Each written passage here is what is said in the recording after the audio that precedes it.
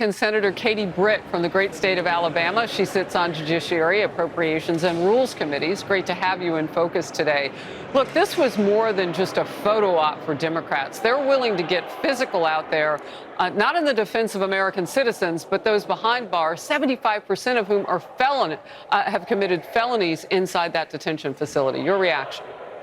It's absolutely despicable, and Americans deserve better. I think Democrats are making it clear.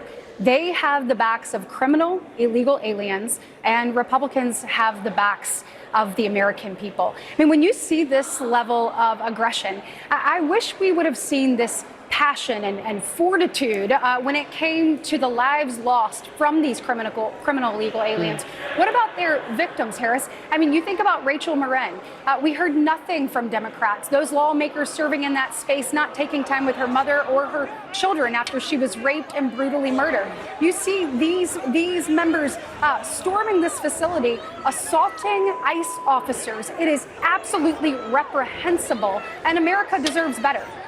So when you hear the leader of the Democrats in the House, Hakeem Jeffries, say if they try to arrest those 3 House members that we see in the video here, they'll just have to find out what happens. That sounds like a threat. What do you think he's threatening? Look, Harris, I'm pretty sure that Hakeem Jeffries, let's rewind, no one is above the law. No one is above the law. Hearing Senator Schumer, this is yet another Schumer show. Look, their words mean nothing. We saw them take up for Biden, saying that he was fine. You just covered it on your show. That was absolutely false, and they knew it. They also know that these members were way out of bounds. Not only were they past the threshold of which they should be, but assaulting and pushing an ICE officer, there are consequences for that. The lawlessness is over, and we are sick of these Democrats finding ways to try to take up for people who are here illegally, forging these paths instead of the people that they actually serve. Look, on November 5th, Harris, America spoke loud and clear. They said, we want secure borders, we want secure streets, we want our children to be safe. That is what we are putting forth as the American people, to the American people. That's what President Trump's vision is. That is what DHS is executing on. That's what we're working on here. I was proud to pass the Lake and Riley Act and to help these criminal illegal aliens, help our ICE officers get these criminal illegal aliens off of our streets. Look, I want to talk more about the people that you just mentioned who are inside this facility.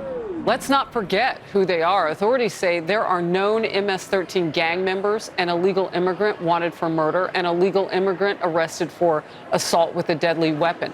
And I said 75% of them in that facility have committed felonies. More from Secretary Noem's opening statement now.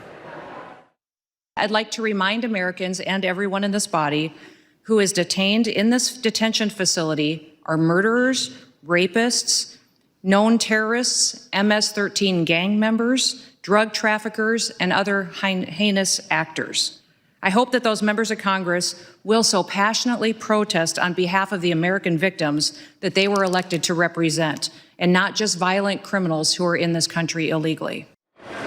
Look, you were just making that very point. I wanted to show the audience that, we're in lockstep among the Republicans on this as a nation. Why aren't we in lockstep on the other side of the aisle? Quick thought on that, and we'll move forward.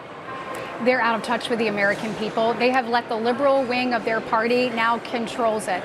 They care more about this than they do the people they serve. And it's a sad day for America. And I hope they wake up before it's too late, because what they're doing is reprehensible and certainly unsustainable for our nation overall.